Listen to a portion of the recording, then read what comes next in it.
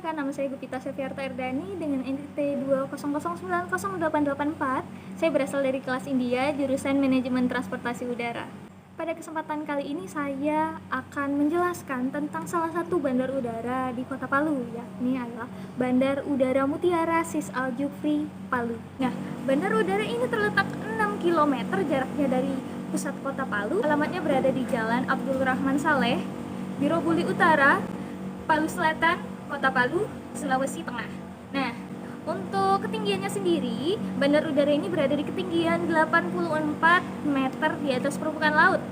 Bandar udara ini berdiri di tanah seluas 1.187.396 meter persegi dan memiliki sebuah runway dengan panjang runway-nya itu sepanjang 2.510 meter, lebarnya 45 meter. Untuk kode ICAO dari Bandar Udara Mutiara Sis Al Jufri ini adalah Whiskey Alpha Foxtrot Foxtrot, sedangkan kode IATA-nya Papa 5 Whiskey. Bandar udara ini melayani beberapa maskapai, diantaranya Garuda Indonesia, Citylink, Batik, Lion Air, lalu ada Wizz Air, Trigana Air, dan yang terakhir adalah Susi Air. Selain melayani penerbangan yang membawa penumpang, bandar udara ini juga melayani penerbangan kargo. Jadi di bandara ini setiap harinya ada 20 ton kargo yang dikirimkan, baik itu berupa hasil laut, biasanya berupa udang, lobster. Nah, ini akan dikirim ke Jakarta, Surabaya, ataupun ke Makassar. Nah, bandara ini pun dibagi menjadi dua area. Area yang pertama itu adalah area sisi darat dan area sisi udara. Untuk sisi darat sendiri, seperti pada umumnya, pasti ada yang namanya gedung terminal, gedung kargo, ada gedung operasional, gedung serbaguna, area parkir, curb atau tempat menaikkan atau menurunkan penumpang, lalu ada Airnav Palu, lalu ada stasiun meteorologi kelas 2 Mutiara Sis Al Jufri, lalu ada stasiun BMKG. Di sekitar sana juga ada beberapa fasilitas-fasilitas tambahan, misalnya seperti lapangan sepak bola, terus ada Masjid Al Mukarrobin Bandara Mutiara Sis Al Jufri, kantor pos, Palu Airport, dan yang terakhir adalah taksi. Meskipun tergolong lengkap, ternyata Bandar Udara Mutiara Sis Al Jufri ini masih memiliki beberapa permasalahan terutama di sisi darat. Yang pertama, permasalahannya adalah gedung terminal penumpang. Nah, apa yang menjadi masalah di bagian gedung terminal penumpang ini adalah ketika proses masuknya penumpang ke area di dalam bandara, yakni setelah melewati bagian check-in untuk masuk ke ruang tunggu, petugas AFSEC itu tidak melakukan profiling yang seharusnya dilakukan. Profiling ini terdiri dari pemeriksaan dokumen, baik itu boarding pass maupun identitas, dengan kesesuaiannya dengan penumpang tersebut.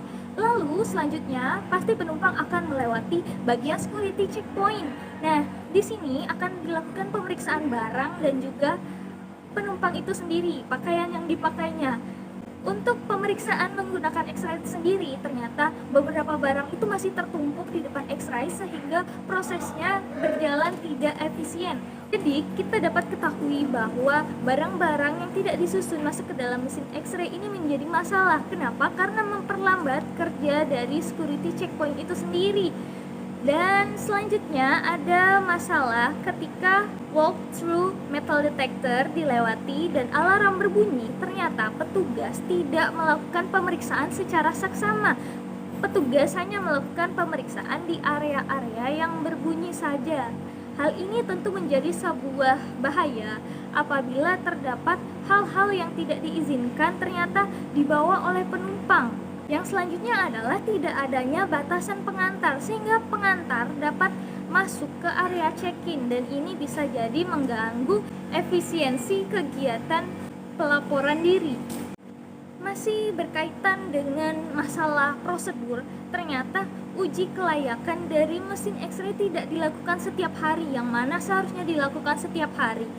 Hal ini juga berlaku ketika ditemukan barang-barang yang tidak seharusnya dibawa atau barang-barang yang dilarang dibawa ke dalam kabin pesawat ditemukan, tetapi ternyata petugas di sana tidak melakukan penyitaan.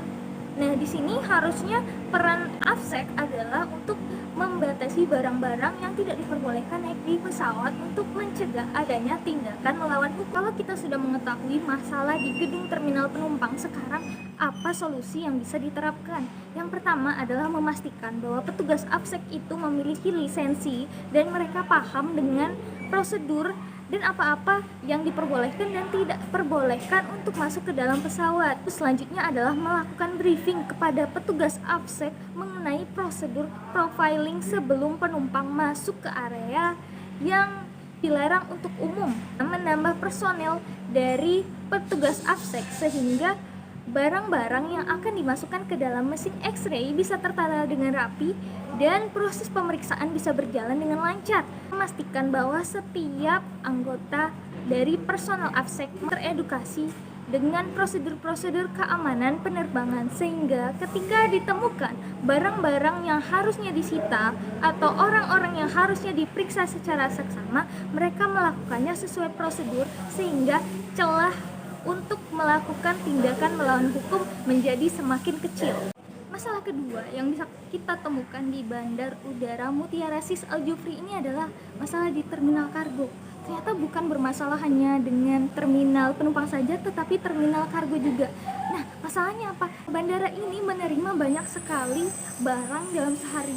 Selanjutnya, yang menjadi masalah adalah orang-orang yang keluar dan masuk dari area kargo ini tidak mendapatkan pemeriksaan orang seperti melewati walk-through metal detector. Ternyata di sini mesin yang seharusnya digunakan untuk memeriksa orang-orang yang akan keluar masuk itu tidak dapat digunakan, tidak dapat dioperasikan, sehingga akhirnya petugas-petugas di sana melakukan pemeriksaan secara manual, yaitu body search. Untuk barang sendiri, ternyata mesin X-ray yang ada di sana merupakan mesin X-ray yang tidak memenuhi kriteria, yakni mesin X-ray dengan single view, sedangkan standar mesin X-ray yang seharusnya digunakan di terminal kargo adalah X-ray multi view agar mempermudah untuk memeriksa apakah barang-barang yang diangkut ke dalam pesawat adalah barang-barang yang berbahaya atau tidak.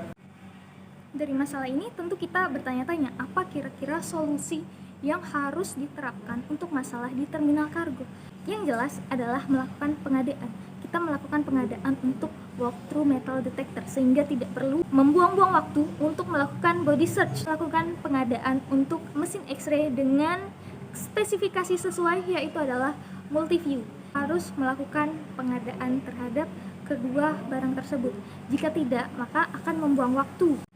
Berbicara dengan area udara, kita pasti tidak asing dengan kata runway. Runway ini merupakan bagian dari movement area, dan movement area sendiri terdiri dari runway, taxiway, dan apron. Di sini semua pergerakan pesawat terjadi. Bandar Udara Mutiara Sis Al Jufri ini direncanakan akan menjadi bandara embarkasi haji, di mana orang-orang akan berdatangan untuk berangkat pergi berhaji melalui bandar udara ini. Dari penelitian yang dilakukan oleh ER Labaso pada tahun 2021, bandar udara ini akan mengalami peningkatan jumlah permintaan penerbangan sehingga mereka harus melakukan perpanjangan runway. Runway yang ada sekarang berukuran 2.510 meter dengan lebar 45 meter, sedangkan untuk kebutuhan sisi bandar udara pada tahun 2027 mereka membutuhkan runway sepanjang 3.786 meter dengan lebar 45 meter. Mengapa hal ini menjadi penting? Yakni agar runway dari bandara tersebut dapat didarati oleh pesawat-pesawat berbadan lebar. Tentunya pesawat-pesawat berbadan lebar ini membutuhkan runway yang juga cukup panjang agar dapat mendarat dengan aman dan selamat. Oleh sebab itu, maka dibutuhkan perpanjangan 1.276 meter lagi agar runway mencapai ukuran yang diinginkan, yakni sepanjang 3.786 meter. Untuk taxiway sendiri memiliki lebar 23 meter dan ini sudah sesuai, tidak perlu mengalami perubahan, tetapi mungkin taxiway ini bisa dikembangkan menjadi paralel taxiway sehingga tidak membebani runway, artinya penggunaan runway dapat dikurangi Yang selanjutnya adalah apron. Masih dari penelitian yang sama, mengatakan bahwa apron harus mengalami pertambahan ukuran. Apron yang ada sekarang memiliki panjang 373 meter dan lebarnya ada 311 meter. Untuk apron di tahun 2027 dibutuhkan panjang 541,5 meter dengan lebar 195,5 meter. Dan untuk pada tahun 2037 dibutuhkan apron dengan panjang 714 meter dan juga lebar 195,5 meter. Dengan tujuan ketika penerbangan meningkat, maka kebutuhan akan pertambahan luas apron juga meningkat. Lalu mengenai kebisingan, di sini kita harus mengadakan sosialisasi dan pengadaan agar para pekerja memahami bahwa alat pelindung diri adalah peralatan yang penting dan harus dipakai ketika berada di area apron. Selanjutnya adalah masalah peralatan apron yang usianya ternyata sudah sangat tua. Solusi yang dapat diterapkan untuk permasalahan dari ground support equipment yang usianya sudah melebihi dari waktu yang dianjurkan adalah dengan melakukan peremajaan. Dilakukan pengadaan untuk peralatan ini karena peralatan ini yang mendukung langsung kegiatan operasional dari pesawat. Oleh sebab itu, ada baiknya secara bertahap dilakukan peremajaan atau penggantian unit-unit dari GSE ini dengan unit-unit yang baru, yang lebih layak dan terjamin lebih aman untuk digunakan. Kalau bisa saya simpulkan, jadi masalah dari Bandara Mutiara Sis Al Jufri ini terdapat dua bagian. Yang pertama adalah bagian sisi darat dan yang kedua adalah sisi udara. Masalah dari sisi darat ini berada di terminal penumpang, di mana bagian dari petugas AFSET yang mungkin tidak menjalankan tugasnya sesuai dengan prosedur. Dan yang selanjutnya adalah masalah di gedung kargo, di mana beberapa fasilitas itu sudah harus diperbarui atau diganti sesuai dengan standar.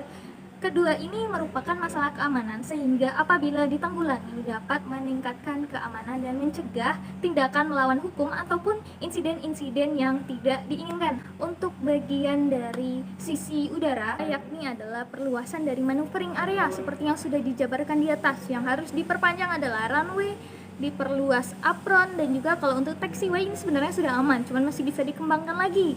Lalu selanjutnya ada perkerasan untuk apron supaya daya gunanya bisa berlangsung selama 20 tahun. Semua masalah tadi bisa diselesaikan dengan mengecek edukasi dan pengetahuan dari pegawai, baik pegawai di apron maupun pegawai yang ada di terminal.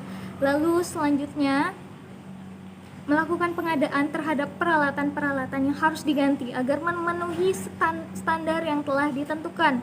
Yang selanjutnya adalah melakukan pengawasan secara rutin, pemantauan terhadap operasional berlangsungnya kegiatan di Bandar Udara Mutiara Sis Al Jufri ini. Baiklah, demikianlah penjabaran dari saya. Lebih atau kurang saya minta maaf. Sampai ketemu lagi.